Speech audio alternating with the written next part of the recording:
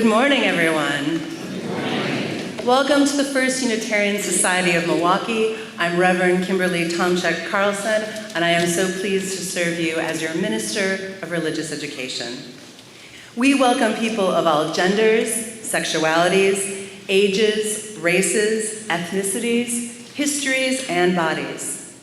We welcome your mind, your heart, and your spirit. We welcome all you are carrying with you today and all that your heart longs to set down. We welcome people watching online and participating here in person. We are streaming this service live. The blue tape on the floor indicates seats that are in view of the camera. We'd like to pay a special welcome to guests joining us today. If you are a guest today, we invite you to fill out a welcome card located in the pew rack in front of you and drop it in the offering plate later in the service. Please also know you are invited to social hour, which is across the hall in the Lean House common room. Folks also can find hearing assist devices, large print hymnals, and orders of service at the back of the sanctuary. Additionally, there are worship activity bags for children or those young at heart. The children will be staying with us today because it's RE Sunday, so if you need them, they're back there for you. If you are watching online, welcome. YouTube does have closed captioning available, and you can enable that function on the device you're using to watch this service. Please let us know if you are having any trouble accessing the closed captions. Announcement for next Sunday, May 28th, which is Memorial Day weekend. There will be no religious education classes or childcare available during our Sunday services. We do this to offer a rare Sabbath and weekend off for our part-time religious education staff. Families are always welcome in the sanctuary and in the parlor, and as I said, activity bags are available. Thank you for your understanding. First Church's annual meeting will be held today at 12:45, both here in our sanctuary and via Zoom. Learn about First Church's accomplishments over the 2022-23 church year, hear about our financial condition, vote on the new Board of Trustees and nominating committee members, and hear about the progress of the task force that's setting up the new For Our Future Endowment Fund. Childcare is available in the preschool and nursery during the meeting. No sign-up is required. We look forward to seeing you here this afternoon.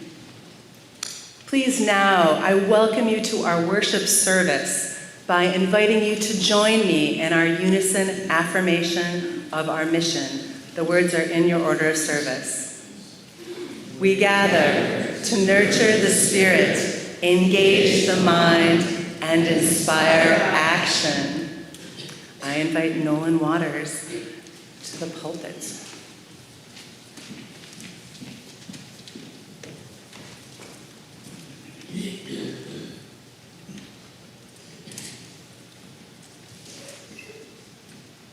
This land was originally populated by many indigenous people who lived and thrived with an interdependent relationship with the land and other beings here, long before white colonial settlement.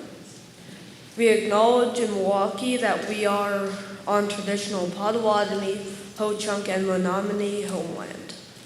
Along the south-west shores of Michigami, North America's largest system of freshwater lakes, where the Milwaukee, Menominee, and Kinnickinnick rivers meet.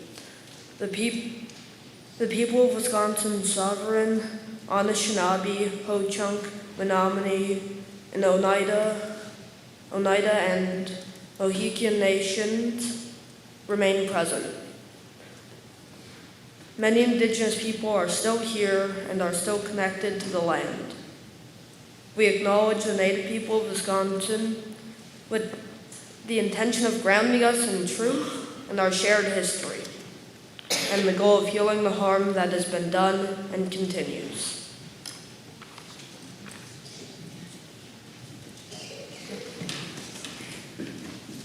For our opening words today, we're going to do something a little bit different.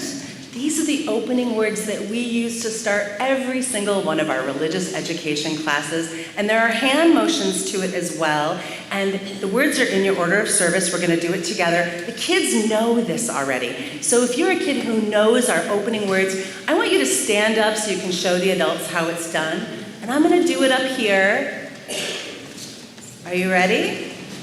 All right, got some of our kids standing up. All right. We light this chalice to celebrate Unitarian Universalism. We are the church of the open mind. We are a church of the helping hands. We are a church of the loving heart.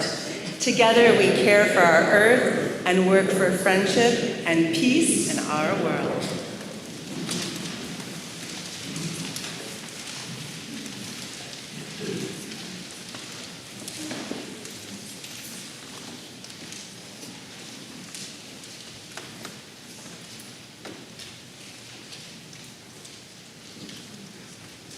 Please rise in body and spirit for our opening hymn, number 407. We're going to sit at the welcome table.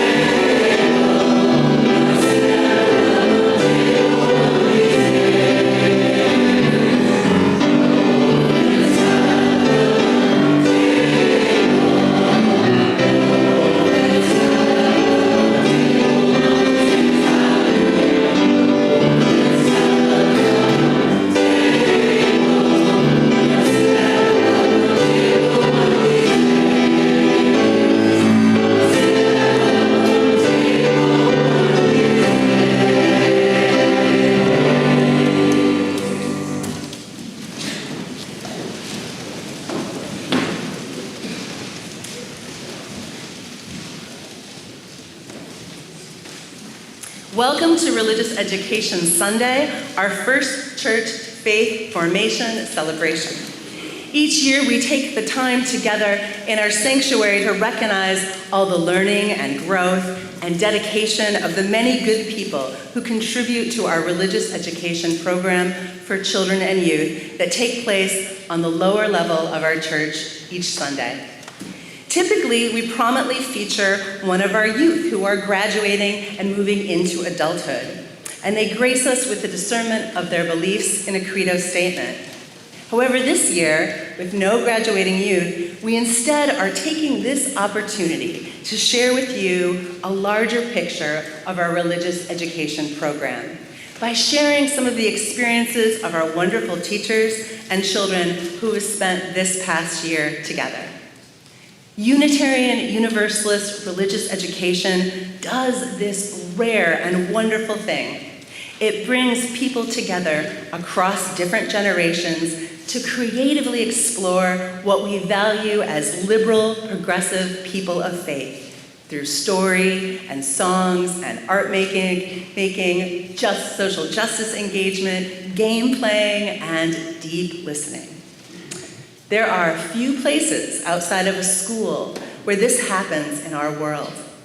We offer a safe space to engage with one another, to offer our children time to be with each other and with other adults, and wrestle with the many topics where there is a deep yearning to explore, yet it is not offered a space anyplace else in our daily lives. This includes many challenging topics, such as what happens with our bodies, how to be authentic across religious differences, racism, oppression in its many forms, how to share our joys and concerns, struggles we all encounter as human beings, how to do the right thing, grieve, be in community, and wrestle with how to be a good person in this increasingly complex world. Religious education is a chance to inform our young people about what we know to be true, the wisdom we have gained, and hopes that this generation will nurture and carry those values in their hearts. This is how we instill and share what we hold most dear. We hope to hold space and offer our children a community where they can ask the hardest of questions and have elders thoughtfully listen and offer some answers and practices that can sustain us all. This is a precious and sacred thing.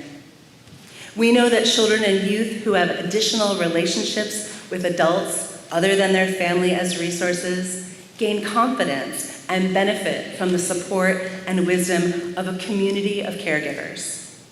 Today, we paint a picture with some of those experiences and joys that happen each week, often unseen in the church, and yet transformative to the people who participate in this precious faith formation.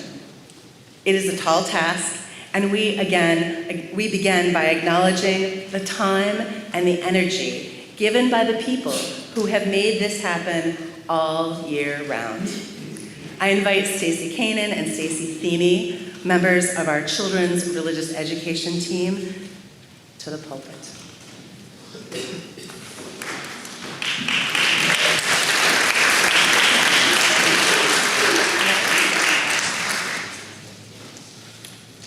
Good morning. I'm Stacy Kanan. I'm a member of the Children's Religious Education Team, as well as an OWL facilitator, a mom, and a member of this congregation for 13 years.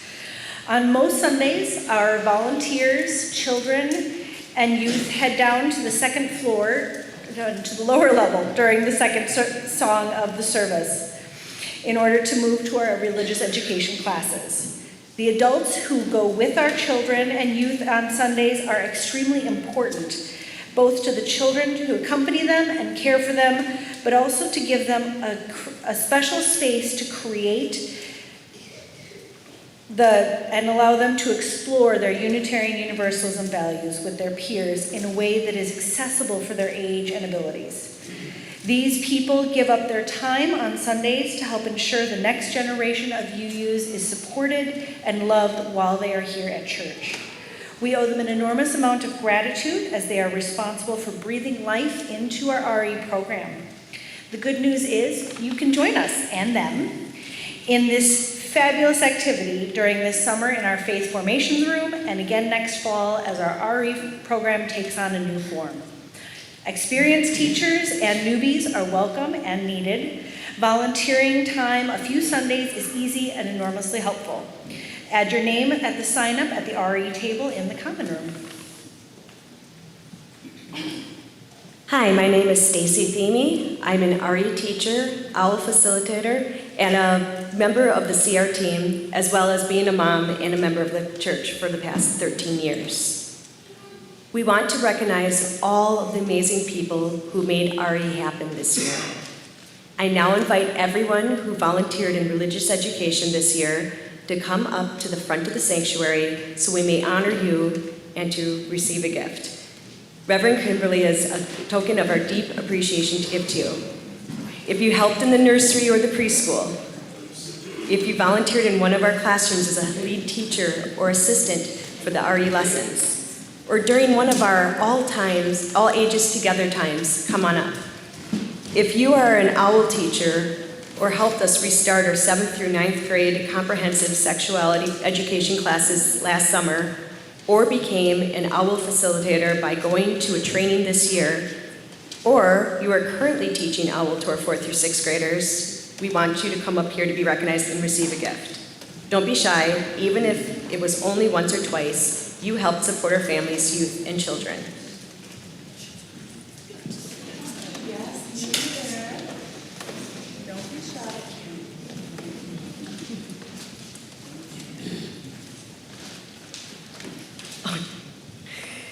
Thank you, religious education volunteers. Can we all join in giving them a round of applause?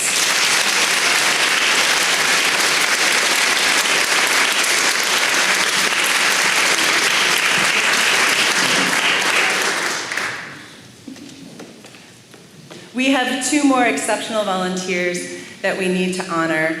It has been a privilege to work with these fine people, Stacey Kanan and Stacey Theme, who have served on the CRE team for the past 4 years. Pandemic, my friends. This has proven to be an extraordinary time to serve, and they have been steadfast in holding on to the importance of religious education through more transitions than any of us could have imagined. Together, we, with Thea Waters, have reinvented and reimagined what religious education could be through a pandemic, Zoom RE, off-site field trips, masked classes, and into our promising future. I am forever grateful for their belief in this program, their support, and their love for faith and our families. It has been a great joy to get to know them and their families, learn with them, and reinvent and renew RE again and again and again. Thank you, dear ones, for your wholehearted service. I am forever grateful to you both.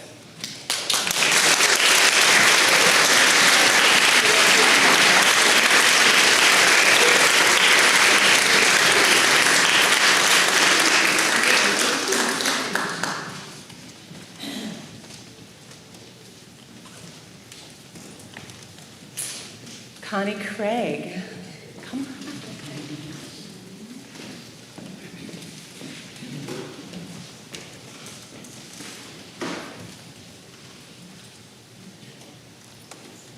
Good morning, First Church. My name is Connie Craig. I'm a retired kindergarten teacher from the Milwaukee Public School System that I worked for 31 years. That's an accomplishment. Thank you. So this year I decided to have the pleasure of working with the first and second graders as a teacher for the religious education.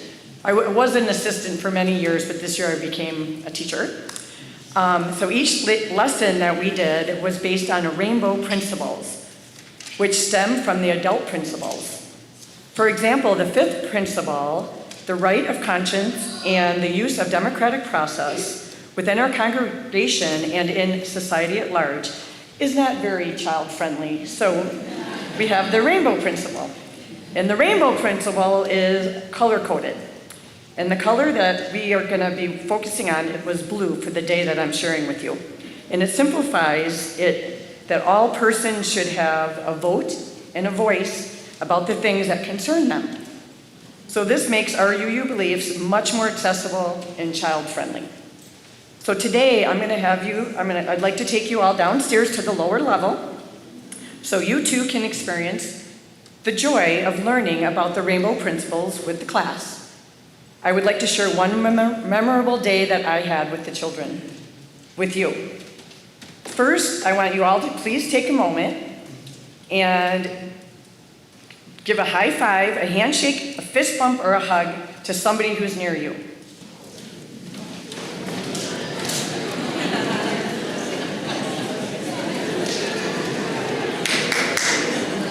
All right. Welcome. So the reason for me having you do that is because when the children come down and before they come into the classroom, they choose one of these as they greet the teachers while entering the room. As you know, children love to play games. So on this very special day that I want to share with you, we always would play a game together. And this day we played a game called the feather toss game, which was originated from the Hopi and the Zuni American Indian tribes. The feather toss game was used to train Hopi and Zuni to become accurate throwers and also to help them with their hunting skills in battle. And the children really had fun playing this. So they got to create their own feather toss with a little piece of clay on the bottom, so to weight it, and then they were able to toss that into a carpet. And the child who got the closest in the middle was the winner, and we played that over and over, and I had to say, okay, We're going to move on to the next thing. So the next thing we had to do, sometimes when you have a really fun game, they like to keep playing, because we all know they love playing games. So after playing the game, we kind of discussed how skills can be improved by practice, and also how patience could be learned by playing this game. So next, we settled down on the carpet to light the chalice, and we were saying the words in the motions that we did earlier.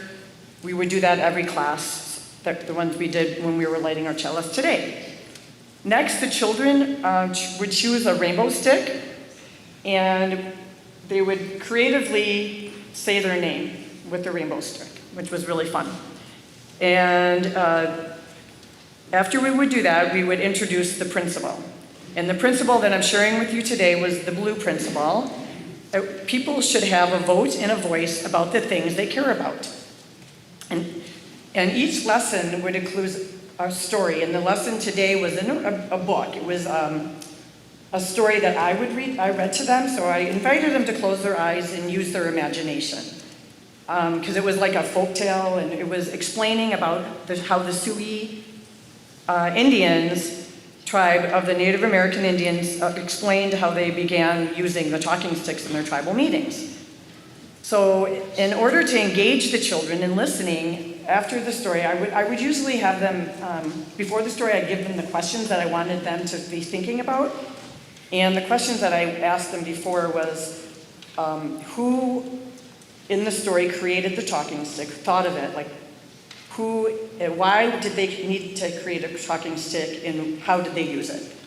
So those were some, and then after I would ask them again. So on this day, our project was for each child to create their very own talking stick. This project gave them the opportunity to use materials to decorate their own stick. The children really enjoyed making their own sticks, and they're very creative when they have all the materials and things to create. After we created our talking sticks, the children participated in a discussion using their talking sticks, which gave them an opportunity to use their voice. I really enjoyed watching the children grow this year. The lessons gave each child the ability to shine in their own way. I loved how the children came each Sunday, sometimes sleepy, sometimes very energetic, but always giving it their best to learn and become better people. I loved getting to know each and every child. I learned so much from them as they brought their individual knowledge to class each week.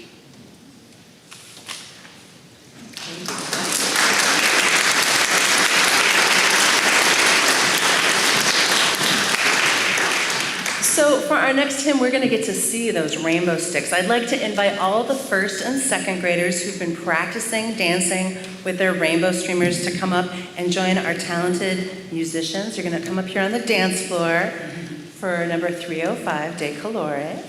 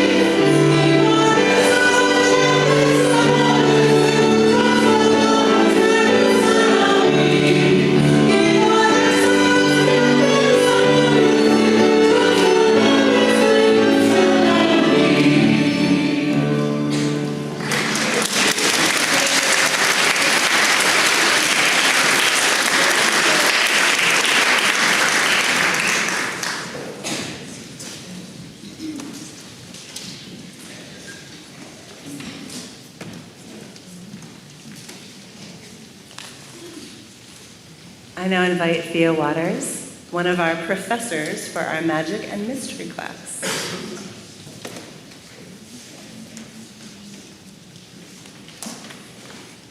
Good morning.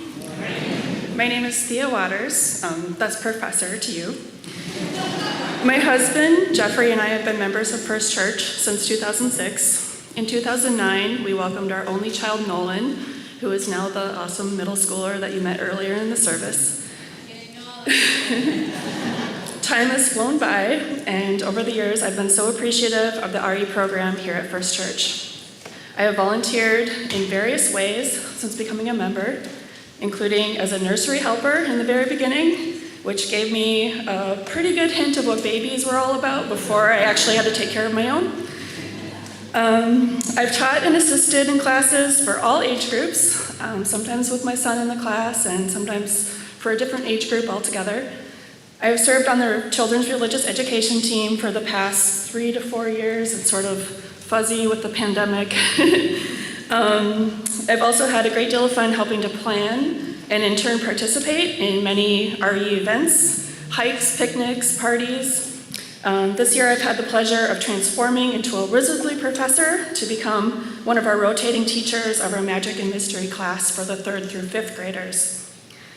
The Magic and Mystery class, as I do hope our young wizard apprentices of the House of Rainbow Labradors will agree, has been a spellbinding, mythical creature-filled experience focusing on love. Our class time together followed a very sacred ritual of gathering, beginning with a unison chalice lighting tailored a little bit just for wizards, a check-in involving individual sharing while tossing a stone into a magic bowl and watching the water ripple outward, and a short age-appropriate movie clip, lesson and discussion time, followed by a special game, activity, or craft project, and ending with a unison closing. Well, sometimes we were too busy making or shaking or casting and blasting to get that closing in, and parents would come, but we had a really great time. Through the viewing of magical but very topical movie clips and frequent exuberant follow-up discussions, we have explored values rooted in the principles of our faith, such as dignity, justice, acceptance, respect, and interdependence, all leading to a deeper understanding of love. One common theme in our fictional literature become blockbuster movie sources, I love how just about anything can be a source as a UU, was that of mythical beings or creatures being treated unfairly because of their differences. We watched how some characters treated these beings with love and kindness, while others definitely did not. We practiced identifying these horrible injustices with these fictional stories, but more importantly, we discussed what to do in real life when these situations arise. How do we let our principles and faith guide us in love? These 3rd through 5th graders already have a much greater understanding of these values than you can ever imagine. Well, I'm sure their caregivers already know this to be true. One of my favorite memories from this year was when a student had a bit of an epiphany while putting some of the values of inherent worth and dignity, acceptance, justice, and the interdependent web of all existence together into one really big thought. They said something to this effect: sometimes good people can do bad things, and sometimes bad people can do good things. Just like sometimes bad people can do good art, and sometimes good people can do pretty bad art. It's so true, right? I think we came to the conclusion as a class that there are no bad people, or bad hippogriffs for that matter, but we all must be intentional with our thoughts and actions in order to make the world a better place.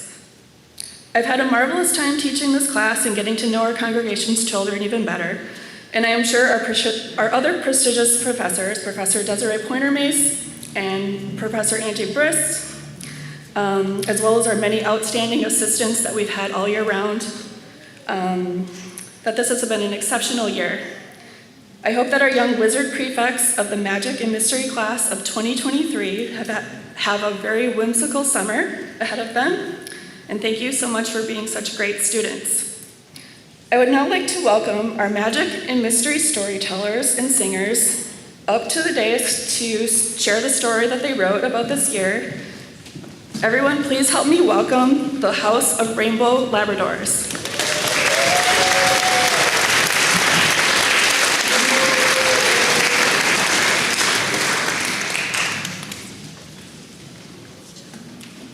Once upon a time, people of all shapes and sizes became wizards and witches and named our house the Rainbow Labradors. We chose rainbows because they have all the colors, connecting all life, and Labradors are fun and playful and sweet, just like us. Professors with funny voices told us that things aren't always what they seem. We discovered that chocolate, wonderful and delicious chocolate, can be unjust. Chocolate is magically suspicious. Fair trade chocolate is more delicious. We also learned that wonder and awe are everywhere. Look, there is a fish flying in the air.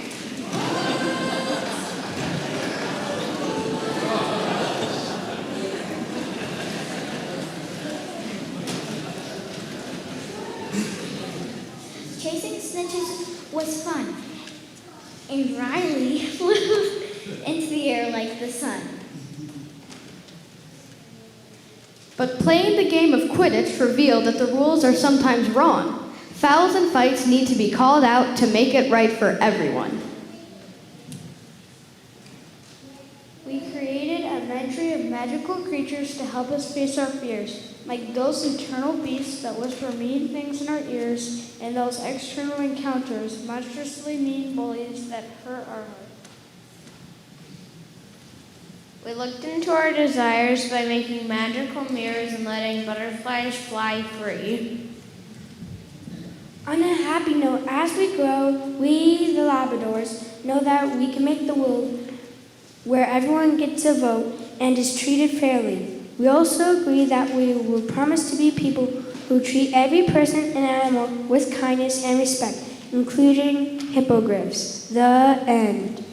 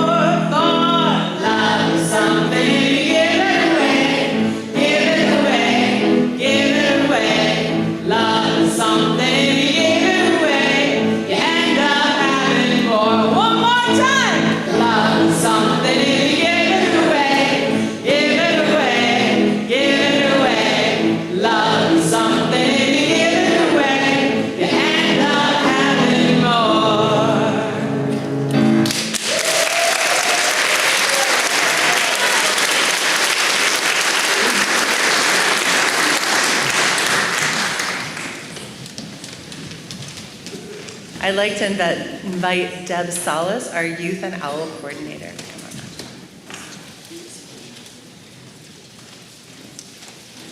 Oh, no, I'm so sorry. Beth, Brooke. I apologize.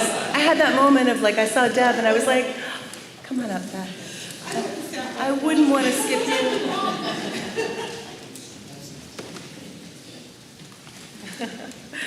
Hi, everyone. I'm Beth. Oh, hello. I'm Beth Brooke, a member here for 9 years, and my son Ryan right there was the chalice lighter. And this year I had the very cool and interesting opportunity to attend 2 interfaith field trips with Ryan's RE class. This is now we're moving into the middle schoolers' RE experience from this past year. And this was part of an RE program that was called Crossing Paths with Neighboring Faiths. And on these field trips, we attended 2 services, one at a Jewish synagogue and one at a progressive Christian church. Reverend Kimberly had arranged these visits through 2 of her local friends and colleagues in the community, Rabbi Joel Alter and Reverend Jonah Overton. And both of these trips were completely fascinating experiences, with a chance to get a glimpse into other houses of worship right down the road from us. And I'm going to try to take you along on a little bit of a journey into what those experiences were like. So the first one was to Beth Israel Synagogue in Glendale. And Reverend Kimberly had arranged for us to join part of their 2.5-hour Saturday service. We just came for part of it. She figured we might not really be able to sit through the whole thing, especially since it was mostly in Hebrew. But they welcomed us and gave us the kippahs to pin on our book, and we tried to slip unobtrusively into our place. And we were welcomed by a smiling woman sitting there, and she leaned over, and I was worried we were interrupting everything, and she said, "Hello, we're on page 137. Because someone was up there reading from the Torah, chanting it in Hebrew and using the silver pointer to keep their place so that you do not touch the Torah ever with your bare skin, which I hadn't known that. That was interesting. And you can kind of follow along in this prayer book that they give you, and there's the words in the Hebrew letters, and it's transliterated into English. So we were trying to follow along, just by looking for something occasionally, like they'd say Abraham, and you're like, aha, I've got it. So we tried to do that for a while, but then, after a while, it was really very meditative, and I just kind of gave up following along and let the chanting flow over me, and so did Ryan. I was very interested. He was able to just sit there very peacefully in this very long, kind of walk in, walk around a little bit, walk back out. And we found out later that in the Jewish faith, or at least in this particular synagogue, there's no RE class, there's no separate Sunday school class. The children just join kind of as they can. They come in and out, they're very welcomed, and then as they get older, they just gradually start sitting down and staying longer and longer until they just become a full part of the service. The most amazing moment for me, having never attended a synagogue Shabbat service before, and again, this is on a Saturday, so the Jewish Sabbath is the Saturday. The most amazing moment for me was when, after the chanting was over, and there was a part where Rabbi Joel stood up and interpreted the story in English so we could understand what it had been about and, related it to modern days. And then they took this Torah, which was 2 giant, it was a scrolled around 2 holders, about 2 feet tall, really very large, and carefully wrapped it in this big, beautiful piece of velvet. And then they carried it all the way around the edge of the church, of the prayer room, and up and down the aisles. And as they were doing this, everybody was reaching out to touch it. Not with their hand, not with their bare hand, because you couldn't do that. But everyone had their prayer book, and they reached out and touched it with their prayer book. Or, like many people had prayer shawls, these fringed, beautiful shawls, and they would wrap the prayer shawl around their hand and reach out and touch the Torah with their shawl. It was so beautiful, and everyone was so happy and excited to have this opportunity to do that. And the little children that had been wandering around, they were also darting forward to touch it. But again, they knew, even at that age, you had to touch it with something else. So the excitement and the reverence for this holy object was really beautiful for me to see. And then after the service, we joined everybody for lunch. And in the buffet line, someone told me they do not skip around in the Torah when they're having these Torah readings, as I'd been familiar with in my childhood in a Methodist church where the Bible reading serves to illustrate the topic of the sermon or of the day, and you're skipping around all the time in the Bible. What they do, excuse me, is they divide the whole Torah, which is the first 5 books of the Old Testament as we would think of it. They divide it basically into 52 parts, one for each week. And each week they chant, or they read aloud one of those parts, so that over the course of the whole year, you have read the entire Torah. And all of those beloved stories, are heard over and over again, because after the year is over and you go back to the next year, you start over. So those stories are very, very deeply known. And then at the lunch, our group of youths and our wonderful middle schoolers got to sit at a table right with Rabbi Joel and ask him their questions. And Reverend Kimberly had done this amazing job helping them prepare for this. Everyone had selected a question or two that they wanted to ask him, and they got to ask them, and it was very interesting to hear. He and his friend, who had grown up in this more of an Orthodox community where nobody drove on the Sabbath, nobody worked, you could only walk. And actually, Rabbi Joel said he still abides by that pretty much today. But it created this very different kind of a day for them, because everything would be centered around the synagogue. You had to live within walking distance of it, because you had to get there on the Sabbath, and you weren't going to be able to drive. So that whole day was just a day of respite from the busyness of everyday life. It was a day of community. You would go to the service, you'd have lunch, and then you spent the rest of the day just walking around to people's houses, chatting, playing board games, and really having a very quiet, spiritual day. And I was fascinated to hear about that. So altogether, that was a wonderful experience. And that was the second field trip. A couple months later, in January, we had our second interfaith field trip, and this time we went to Zao, Milwaukee, which is a very progressive Christian church right down there near UWM. And Pastor Jonah, who uses the pronouns they, them, and is described on the church website as a queer and trans community organizer, preached an amazing sermon.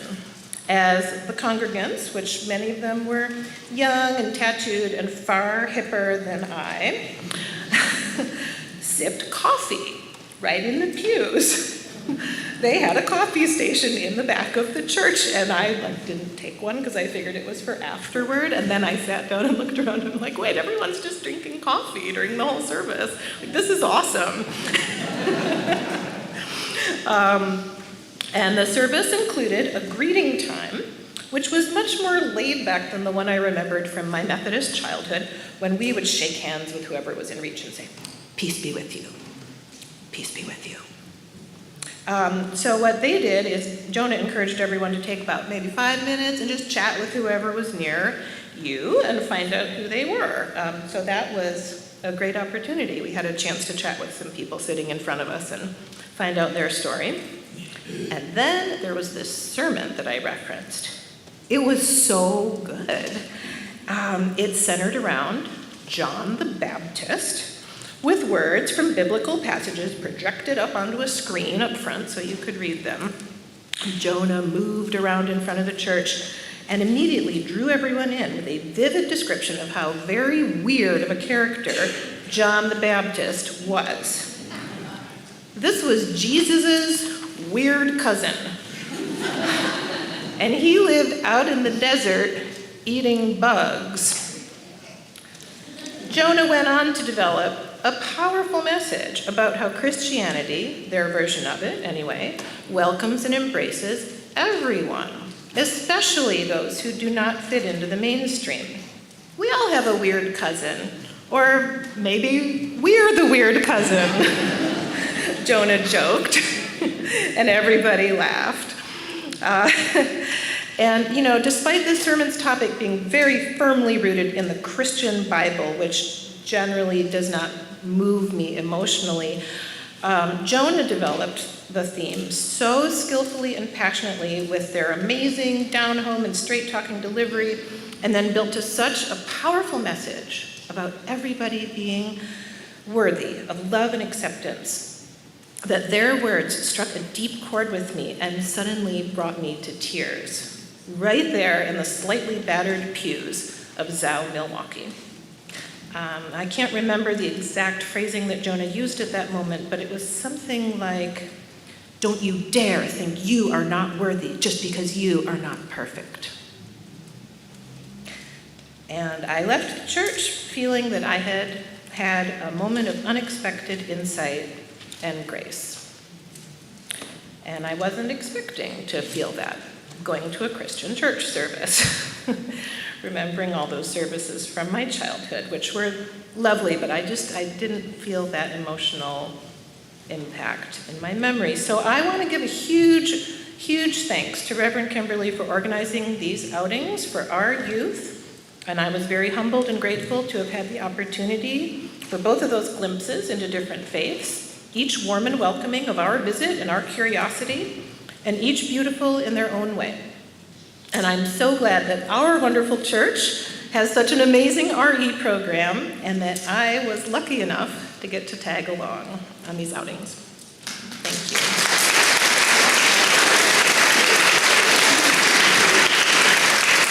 Thank you, Beth. Now I invite Deb Salas, our youth and OWL coordinator.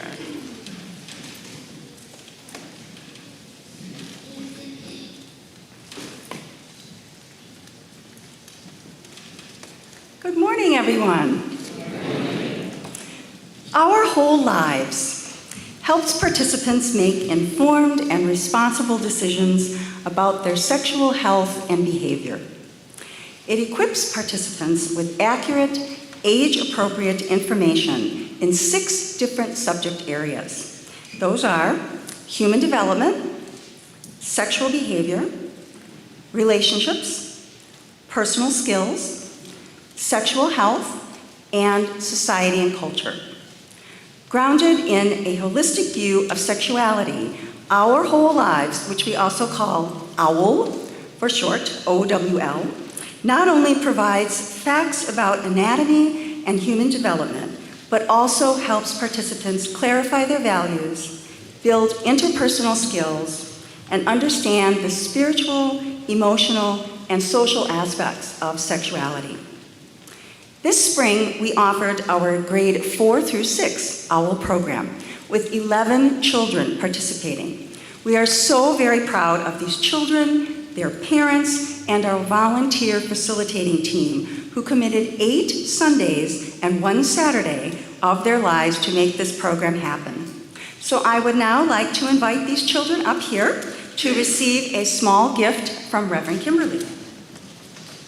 Children participating in this program spend a great deal of time talking about puberty, and we know how challenging and stressful this time can be in a young person's life. So we wanted to say thank you to all of these young people with the gift of a small OWL stress ball. We would also like to extend a very special thank you to all of our grade 4 through 6 OWL program facilitators this year. Raleigh Hansen, Amy Horst, Stacy Theme, Stacy Keenan, Katie Meckie Hall, Krista Zarninski, and Eric Graff. We could not have offered this program for our children without all of you. So thank you very much.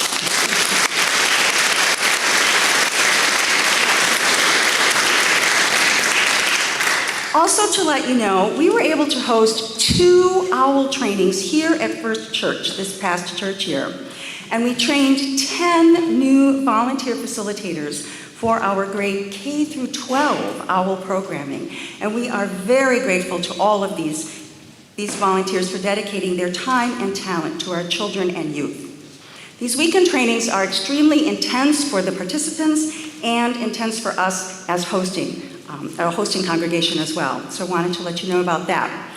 And coming this fall to First Church, we will be offering our grade 7 through 9 OWL program. And this is a program that lasts for the entire church year. And be sure to check your church communications over the summer for updates on our mandatory parent orientation meeting and the OWL schedule for this program, which we're still coordinating right now with our OWL facilitators.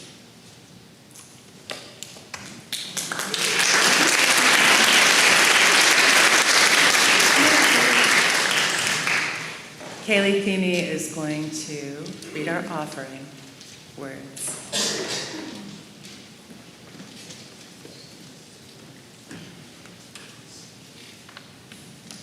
Every week, we have an opportunity to practice our values through sharing our resources. Our pledges are at the core of our spiritual practice of generosity. In addition, the church shares half of all the non-pledged cash in our offering plate with community organization. In this way, we commit our resources in line with our belief that our church is interdependent with the world beyond these walls. The Religious Education Committees selected the Trevor Project as our May Share the Plate recipient.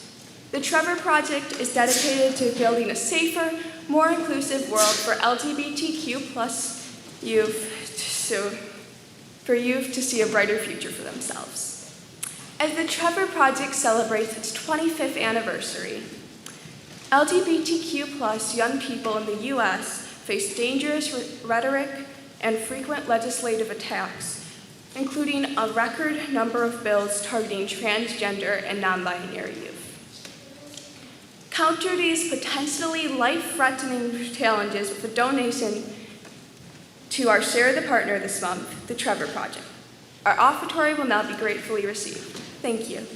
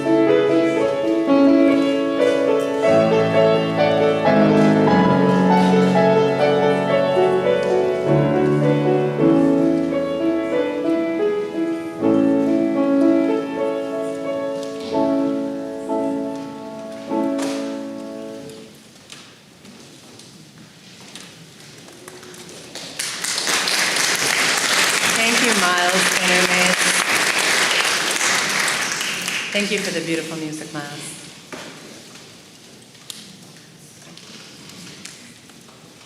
May we continue to go forth with all the blessings of growth centered in our heart, in the certainty of faith, in the knowledge of love, and in the vision of a hopeful future. And in our going, may we be blessed with all good things. May it be so.